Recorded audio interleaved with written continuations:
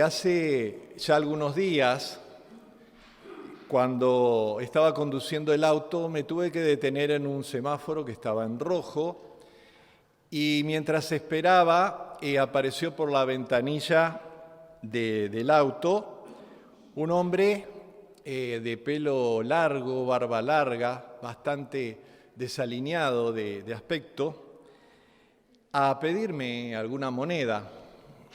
Mientras yo buscaba, en ese momento no encontraba ninguna, me dijo: sé que mi aspecto es desagradable, desaliñado por fuera, pero por dentro no soy una mala persona, me dijo, y necesito ayuda. Y mientras yo buscaba alguna moneda, que en ese momento no la tenía donde las tenía siempre, cambió la luz a verde.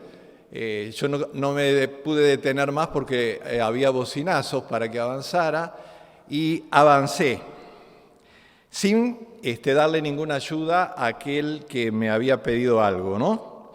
Y luego de cruzar comenzó en mi mente a venir aquel texto de la palabra de Dios en el Evangelio de Mateo, en el capítulo 25, desde el versículo 34, donde Cristo mismo dijo estas palabras. Dice: entonces el rey dirá a los de su derecha: venid, benditos de mi Padre, heredad del reino preparado para vosotros desde la fundación del mundo, porque tuve hambre y me disteis de comer, tuve sed y me disteis de beber, fui forastero y me recogisteis, estuve desnudo y me cubristeis, enfermo y me visitasteis, en la cárcel y vinisteis a mí. Entonces los justos le responderán diciendo: Señor, ¿cuándo te vimos hambriento y te sustentamos, o sediento y te dimos de beber? ¿Y cuándo te vimos forastero y te recogimos, o desnudo y te cubrimos? ¿O cuándo te vimos enfermo o en la cárcel y vinimos a ti? Y respondiendo el rey les dirá: de cierto os digo que cuando lo hiciste a uno de estos mis hermanos más pequeños, a mí me lo hicisteis. Y pensé, ¿cuántas veces se vio alterada mi percepción de la realidad o de lo que estaba viendo delante de mis ojos por distintos motivos, por prejuicios, por miedo, por sentimientos, quizás por bronca, por ira, por enojo, mi propia educación, mi cultura? Y quiero que pienses por un momento cuántas veces también en tu vida quizás te haya pasado algo de esto. Y comencé a pensar, ¿cómo es mi percepción de la realidad? ¿De qué estamos hablando cuando hablamos de percepción? Es un modo de conocer la realidad física, el mundo exterior, por influencia a veces de las ideas, los juicios que somos capaces de emitir, o también se refiere al cumplimiento de las expectativas sensoriales que tenemos acerca de una persona o de un hecho, ¿no? Y frente a un hecho de la realidad, quizás si ponemos más de un testigo, 4 o 5 testigos, quizás en general la apreciación sea similar, pero va a haber algunas variantes distintas del mismo hecho presenciado por una persona y por otra persona. Entonces, ¿cuál podríamos decir que sería una definición de la percepción? La percepción se puede definir como la capacidad para captar, procesar y dar sentido en forma activa a la información que llega, que alcanza a nuestros sentidos. Es decir, es un proceso cognitivo que nos permite interpretar nuestro entorno a través de estímulos que captamos mediante nuestros órganos sensoriales.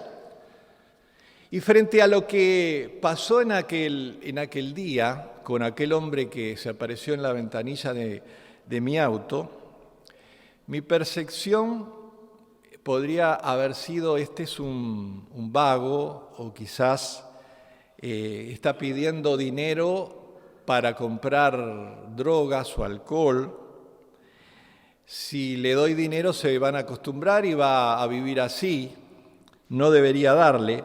O podría ser también, mi percepción es una persona que se quedó sin empleo, es una persona que necesita mi ayuda y debería hacer lo que dice el Señor en Mateo 5:42, al que te pida dale y al que quiera tomar de ti prestado no se lo rehuses. Y podemos tener esa dualidad quizás, un pensamiento, una percepción positiva o negativa de una misma situación que nos acontece. Hay algunas enfermedades mentales que alteran nuestra percepción.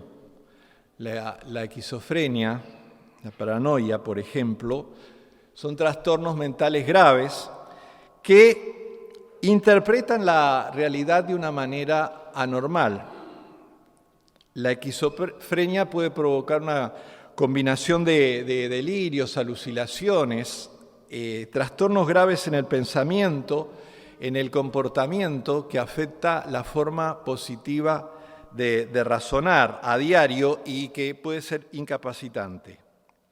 Y la persona esquizofrénica interpreta la realidad distorsionada por su mente enferma, con una interpretación completamente ajena a la realidad y a veces, muchas veces, fuera del sentido común. Pero los seres humanos normales, pienso que acá el 99,9 somos seres humanos normales, capaz que me equivoco, pero alguna proporción de los seres humanos normales también tienen percepciones que sin ser esquizofrénicas o paranoicas son lo que se llama esquizoides o paranoides, donde la realidad muchas veces las ven distorsionadas. Y yo quisiera en esta mañana ir a la palabra de Dios y compartir algunas percepciones de algunos personajes bíblicos en los cuales se vieron alteradas la visión de la realidad. Y hay un libro, en Primera de Samuel, que encontré unas cuantas de estas al hilo, en las cuales vemos a través del relato bíblico que diferentes personas percibieron la realidad de forma diferente, ¿no? La realidad física estamos hablando en esta instancia, ¿no? La primera vez que encontramos en 1 Samuel este hecho está en el capítulo 1. Ustedes recuerdan el caso de esta mujer, Ana, que quería tener un hijo y era estéril, no podía concebir. Y esta mujer estaba realmente mal anímicamente y esta mujer quería tener un hijo, más que nada también por todo lo que era la cultura de aquella época, de la forma en que se miraba a una mujer estéril, ¿no? Y esta mujer, Ana, decidió ir a buscar al Señor, al templo, a orar para clamar por un hijo.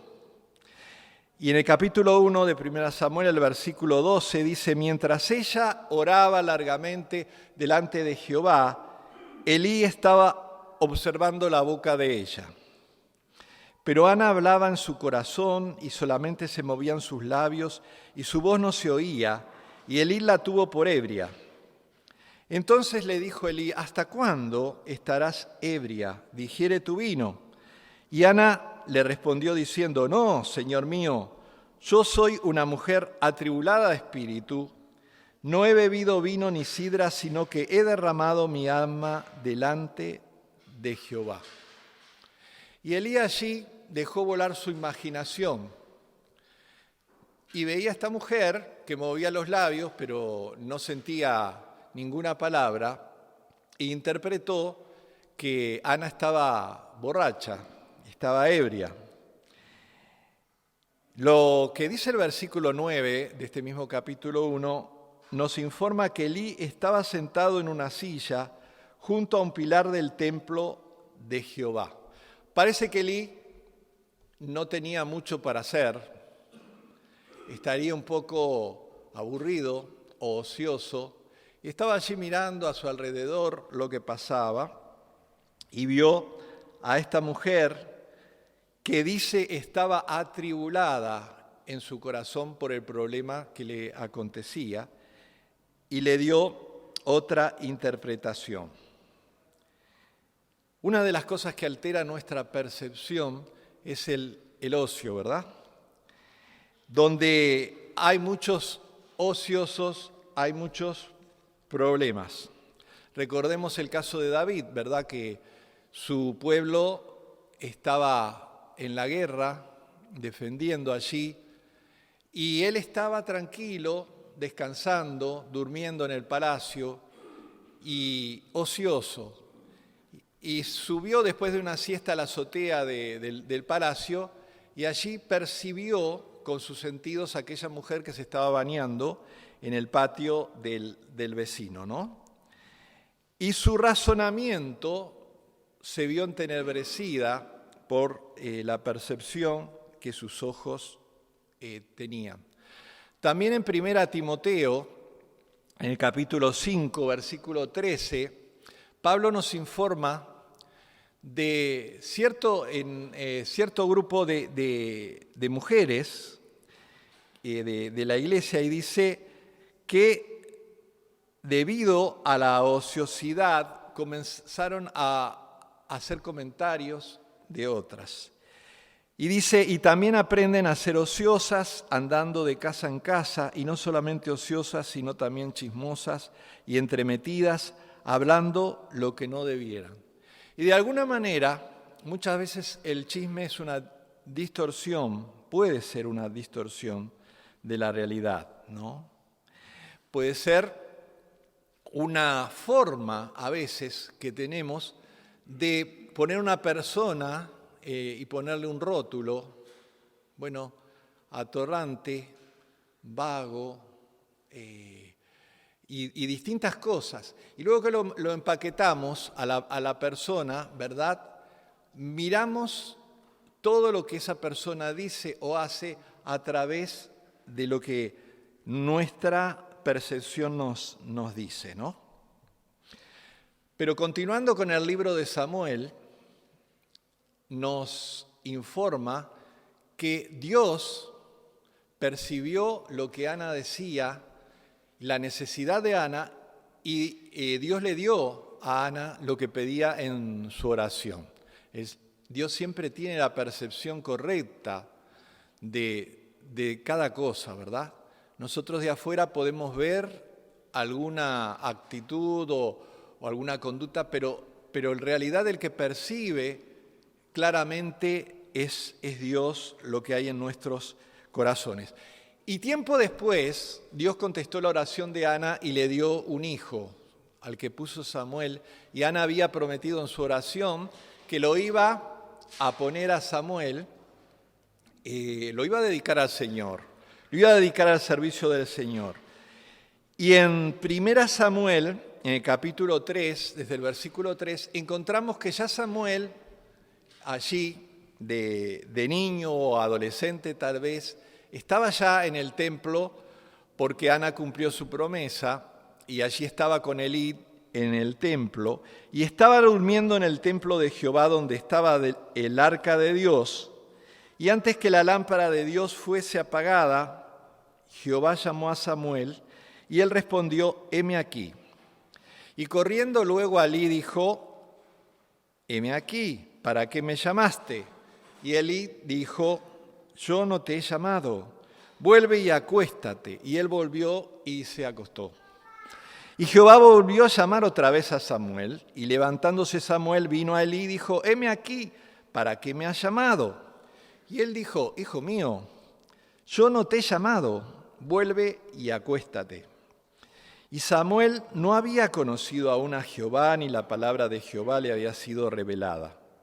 Jehová pues llamó la tercera vez a Samuel, y él se levantó y vino a Elí y dijo, heme aquí, ¿para qué me has llamado? Entonces entendió Elí que Jehová llamaba al joven. Este joven, Samuel, estaba allí y confundió la voz de Dios con la voz humana, con la voz de Elí. ¿Y cuántas veces puede sucedernos también a nosotros?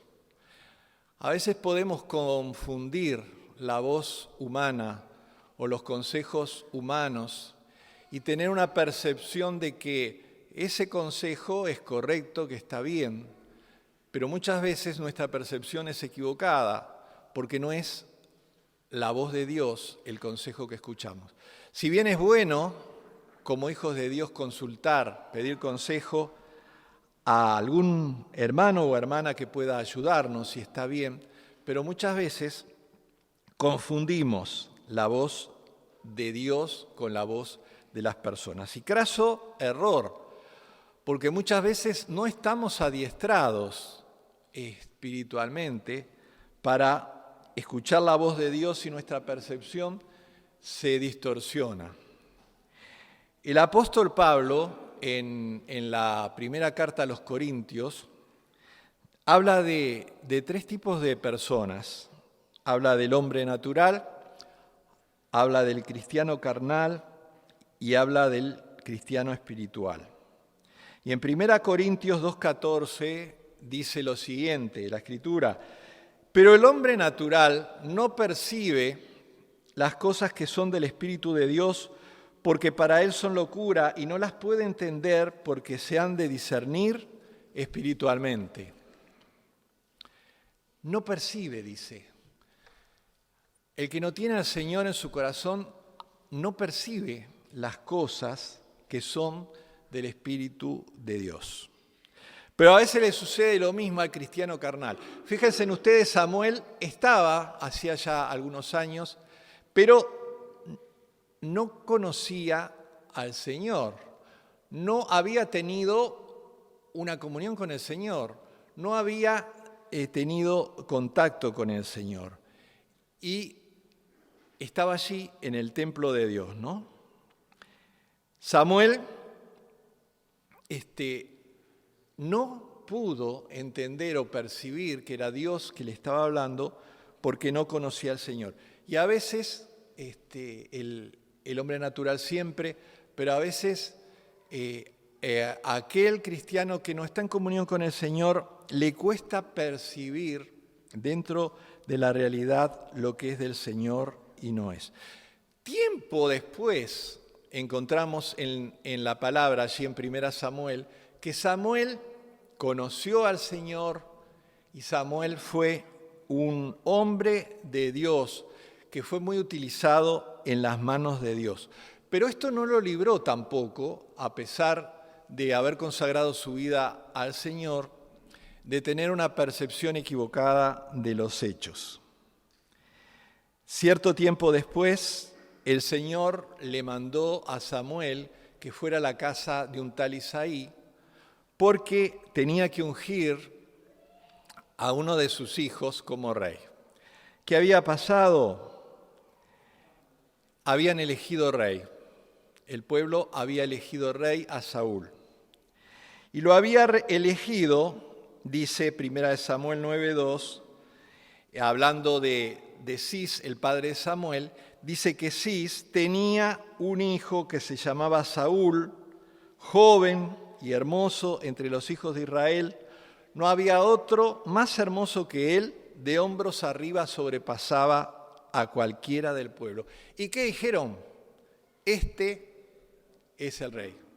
Miraron su apariencia física y dijeron, este es el rey. Pero para el corazón de Dios era otro el que Dios tenía elegido y era David. Y Samuel, obedeciendo a Dios, fue a la casa de Isaí. Y allí dice en el capítulo 16, versículo 6, que empezaron a venir los hijos.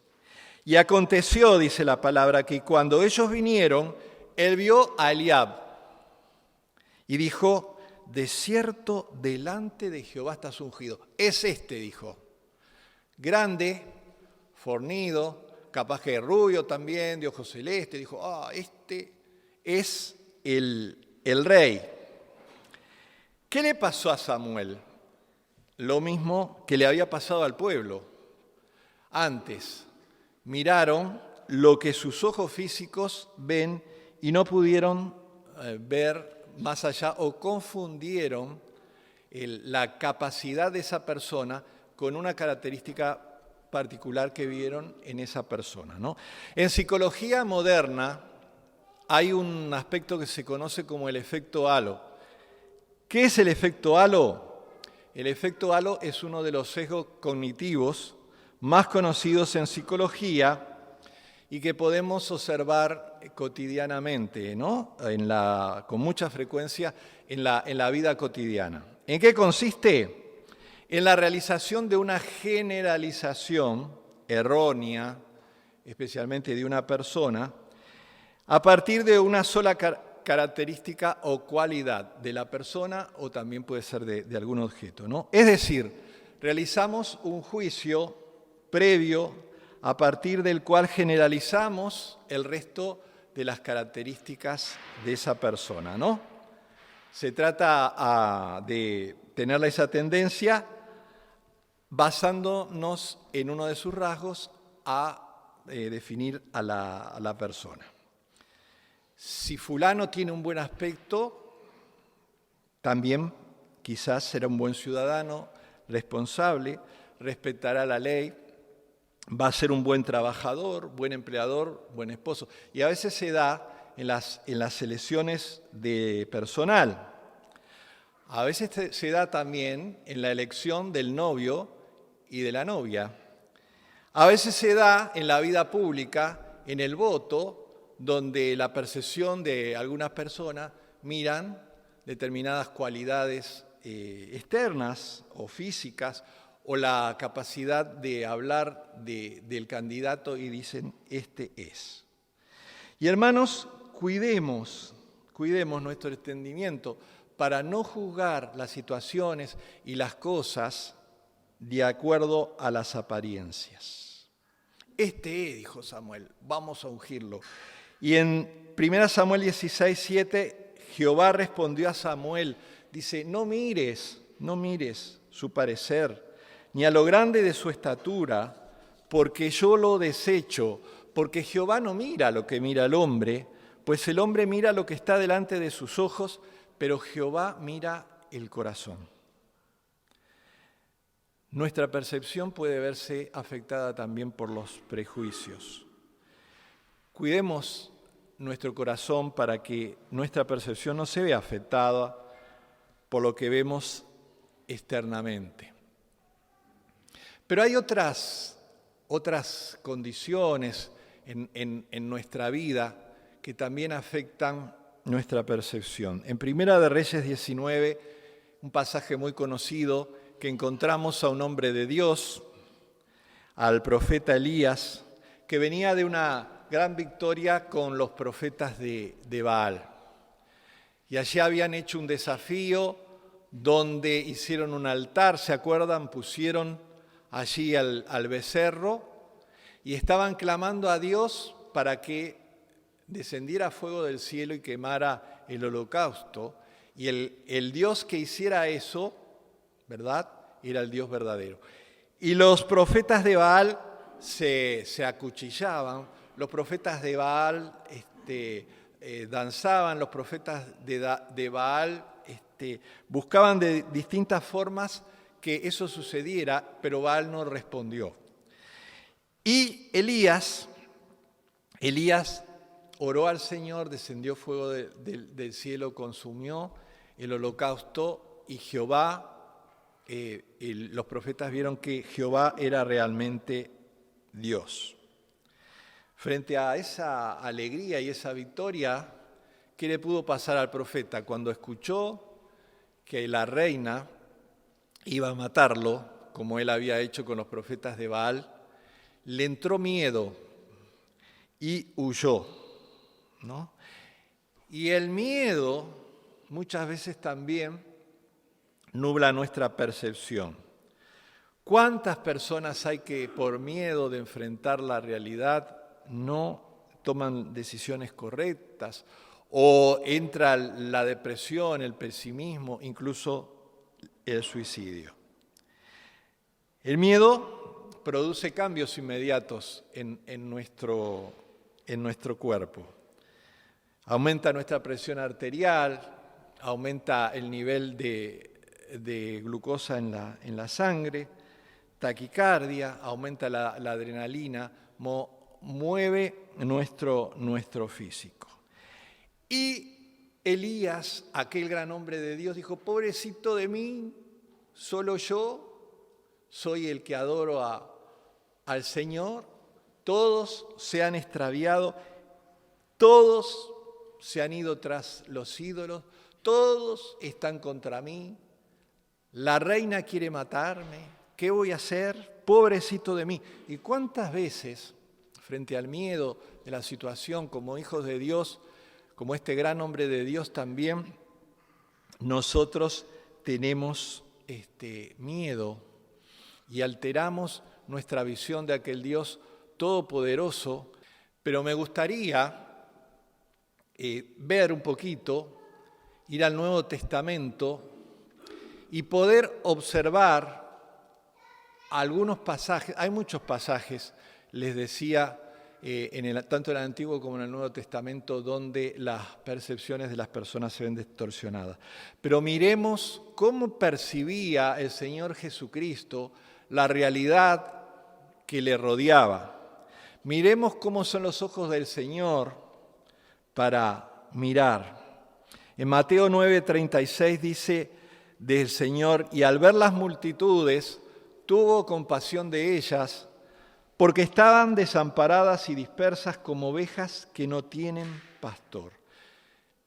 La mirada del Señor, hermanos, es distinta a la mirada que nosotros tenemos de las personas, muchas veces. Cuando se le presentó un hombre ciego de nacimiento, los que estaban alrededor suyo lo vieron a aquel hombre y dijeron: Señor, ¿qué pasó? ¿Quién pecó? ¿Este hombre para estar ciego o pecaron sus padres? Esa era la visión que tenían, o el concepto que tenían a su alrededor la gente. Y Jesús le dijo: miren, esto no es que pecó él o pecaron sus padres, sino que la ceguera de este hombre es para que Dios pueda mostrar su gloria. Cuando estaban en Betania, allí en el capítulo 26 de Mateo, encontramos registrado un ungimiento, aquella mujer que rompió aquel vaso de alabastro lleno de perfume sobre el Señor para ungirlo.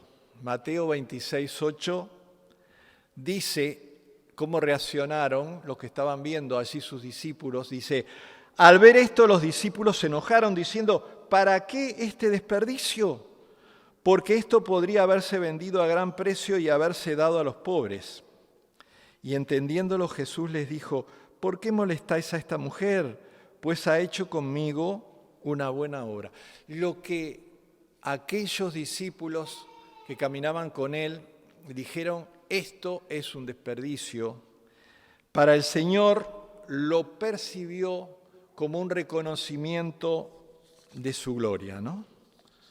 O sea, debemos muchas veces ver cosas que suceden a nuestro alrededor o en nuestra vida como cosas que son para su gloria. Y no está desperdiciado nada que hagamos, nada que demos para el Señor. Cuando el Señor eligió a sus discípulos, eligió a algunos como Mateo. ¿Quién era Mateo? Mateo era un recaudador de impuestos que estaba despreciado por los judíos y que lo consideraban vendido al poder opresor de Roma, aquellos que lo tenían oprimidos políticamente. Y Dios lo miró y eligió a aquellos que despreciaban los de su alrededor. Pero también eligió a otro, dice, a Simón el Zelote. Zelote era del bando político opuesto, era de aquellos que luchaban o trataban de derrotar al gobierno de Roma para independizarse políticamente de Roma. Cuando miró a aquella mujer que estaba en la cena en la casa de Simón el leproso, Simón y la gente percibió, pero si realmente pensaron fuera profeta, no se dejaría tocar por esta mujer que es una pecadora. Pero la percepción del Señor fue más allá de lo que veía la gente, porque Jesús vio en esa mujer un corazón arrepentido, un corazón rendido al Señor, un corazón pidiendo perdón por sus pecados. Fue más allá de lo que vieron las personas, que era en realidad lo que todos sabían y conocían. Cuando Jesús vio a personas, dice, las miró como desamparadas y ovejas que no tienen pastor. ¿Cómo vemos nosotros a las personas? Quiero brevemente referirme a un episodio que está en Segunda de Reyes en el capítulo 6, el sitio de la ciudad de Dotán por los sirios. La situación de la ciudad de Dotán era trágica porque estaba rodeada por el ejército sirio. Si salían de la ciudad eran abatidos por el enemigo y si se quedaban dentro de la ciudad, a corto plazo se le iba a acabar el agua, el pan.